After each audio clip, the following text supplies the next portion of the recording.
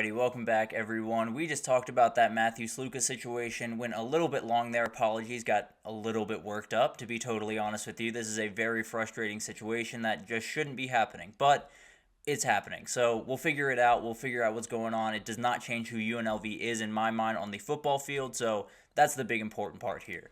Let's get into Georgia at Bama, because this one is awesome. I could not be more excited for this game. This is one that I grew up in the Atlanta area. I fully understand what this game means to a lot of people around here, and it's going to be incredible to watch it unfold, because you're in Tuscaloosa, Alabama. You're at night. You have Kirby Smart against Kalen DeBoer, two of the best head coaches in the entire country, and they have two different sides of the ball. Kirby's a defensive guy. Kalen DeBoer's an offensive guy.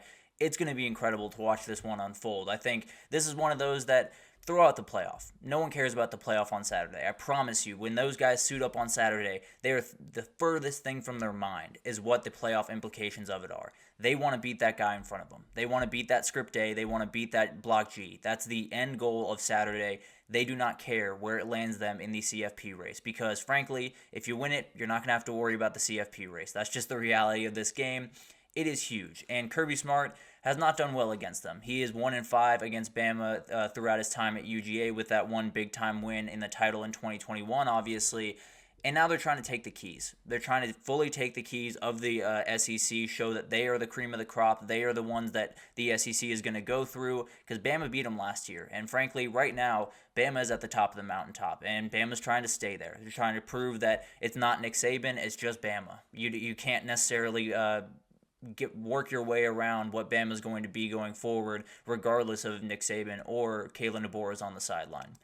But players to watch. I think I want to start with Oscar Delp because I'll talk about this here in a second, but UGA is probably going to need a little bit of extra blocking in this game. And also, they're going to need a guy that's just a very consistent target over that middle of the field because the reality with this Alabama defense, they are going to be aggressive. That's the way that they play defense. That's the way Kane Womack calls defenses. He is going to attack you. He's going to rush you.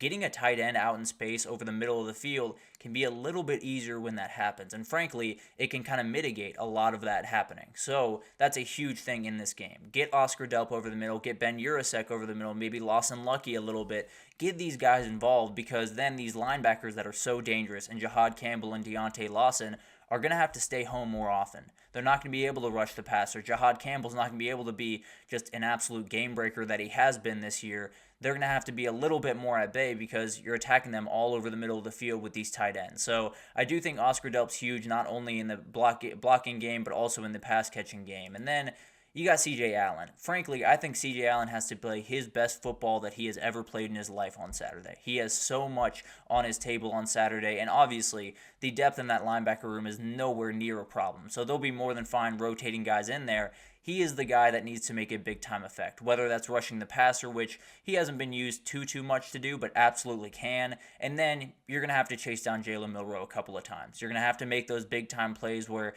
Jalen Milroe, if he breaks a 20, 30-yard run, that could be the difference in the game. If C.J. Allen can tackle him for a 5-yard gain, that totally changes it the other direction. So a huge player, and frankly, I think he might just be able to have his big-time moment in the sun on Saturday if he can execute the way that UGA probably needs him to in this game.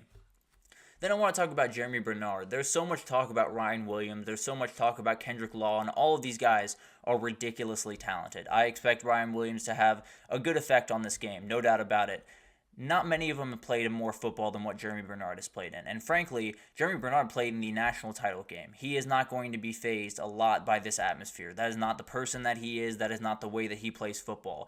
They need a guy that's going to be that way. I understand Ryan Williams is a fantastic player. This is going to be intimidating. There's no two ways about that. I don't care how you're wired. I don't care who you are. This is going to be a little bit intimidating for him. Letting him settle in by getting the ball to Jeremy Bernard can be hugely important, and then you can get those guys involved as much as you want down the stretch. And then you got Keon Saab. I think when you talk about this back end, kind of the same thing with the wide receivers, a lot of talented kids. A lot of really young kids as well. And Keon Saab is new to the program over there at Alabama, but he's also very veteran. He knows exactly where he needs to be. He's playing really, really good football right now. And frankly, UGA is going to try to throw the ball over the middle of the field. If he can pick one away, that might just be the end of the game. That might just be all that Alabama needs to get this thing rolling and then get those fans involved. And then you're really fighting a bear. It's going to be an absolute nightmare for Georgia if they allow this back end to tear them to pieces, which I don't necessarily expect to happen, but if Keon Saab can have a huge game, then we'll see what happens there. Let's get into how Georgia can win this one. And we talked about it a little bit earlier, but give Beck an extra blocker. I think when we talk about Carson Beck, there's so much talk about how good he is dissecting zone coverage and kind of going through his reads and just being a very professional quarterback more than anything else. They're without Tate Ratledge in this game, and that means there's going to be a lot of attacking from Alabama. That's the way they go about business already, and now that they know that you're a little bit vulnerable on that offensive line, they will absolutely be attacking him. You got to give him a little bit more time. You got to make sure that he can dissect this defense just a little bit, because frankly, if you just give Carson Beck on an island between that Bama secondary, I think you would tear him to pieces. I'll be totally honest. I just think there are a number of holes in that defense that have not been exposed yet. So you're probably going to need 6 guys. I don't think 5 is really going to do it, at least for the majority of the snaps on Saturday. You're going to have to make sure that you have at least one extra guy, whether it's a running back or a tight end, in that field to make sure that they chip that one guy, to make sure that they give Carson Beck that 1/2 second more that can absolutely make a difference in this game. And then let the talk fuel you. Earlier this offseason, Jalen Milroe said UGA, I don't think he used the word quit, but he essentially meant quit. He said they were defeated on the sidelines. He said they didn't have, energy about them. He said he knew he had them. Use all of that. They all heard it. Kirby Smart absolutely heard, and I bet you it's blasting over the speakers right now in Sanford Stadium and all of the places that they're working out in. Use every bit, every bit of energy you have. Use all the stuff you have at your disposal in this game, because you're going to need all of it. This is not a game where you're just going to out-scheme them, where you're just going to outplay them, where you're just going to out-execute them. You need a little bit of grit to you. You need a little bit of something that's going to put you over that edge, and this might just be it. Maybe Jalen Milroe handed them something they very much need, or maybe there's a whole lot of nothing, and Jalen Milroe was right. So take your pick, Georgia. You got to figure out how you want to take that. And then keep these defensive tackles fresh. This is a very good interior offensive line, and we'll talk about it here in a second for Alabama. And it was a huge issue in the Kentucky game, just not getting these defensive tackles off the field enough. And a lot of that just has to do with where they sit right now. Ingram Dawkins has 63 snaps, Christian Miller 58, Nazir Sackhouse 52. The next closest guy is at 17 with Gabe Harris. They have to get more people involved. And it sounds like they're getting a little bit more healthy there, but right now you're not winning with that type of disparity in snaps. You're just not against Alabama. So definitely something they're going to have to figure out. And frankly, Alabama's going to attack you downhill. Run downhill is my biggest key to the game for Alabama, because this is who you are. It's not about changing who you are right now. It's not about being anything different. It's about running. It's about doing exactly what you've been built to do pretty much from the get-go, and that's having Tyler Booker inside, getting Parker Brailsford over from Washington, having Jaden Roberts on the other side. A ridiculous trio that you have on the interior, and you're going up against defensive tackles like we just talked about that might just be a little bit gassed at some point in this game. Run downhill. Use Justice Hill. Use Jamarian Miller. Do everything you can to just wear out this UGA defense, because you might just need a couple of plays in this one. If the Kentucky performance was telling us anything, you might just need a couple of plays to beat this UGA team, and then get this crowd involved. I think this is an obvious one, but at the end of the day, the crowd knows how big this one is. They're not confused about what it means for Georgia to come into their stadium. They're not confused about how much it means this in particular time because of how much Nick Saban kind of dominated them and how Georgia wants to flip the script. That does not need to be explained to these people. I can promise you that.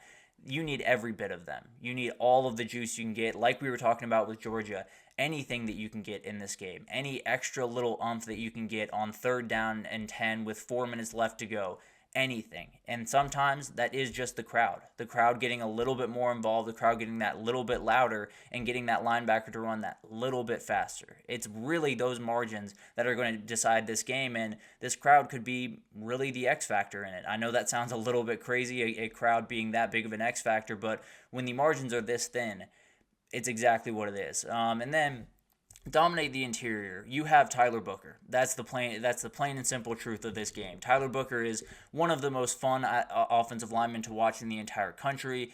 He's incredible. He's going to be awesome at the next level, I think, and he's one of those guys that can just totally take over a game, even at the guard position. I know that sounds crazy. He truly is that incredible. Watch number 52 on Saturday. But if he can win that battle, if Parker Brailsford, and Jaden Roberts, if they can win that battle outright, there's no question about what's going on.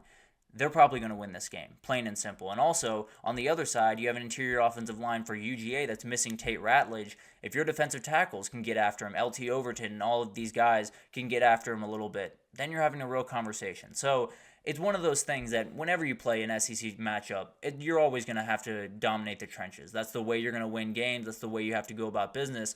For the interior in this game, it might be more important than any other game in the SEC all year. So definitely will be something to watch. And frankly, this pick is an absolute nightmare, guys. I'll be totally honest with you. But I'm going to go with my gut. I've gone back and forth a couple of different times on this game. I've said Alabama's going to win multiple times. I said Georgia's going to win multiple times.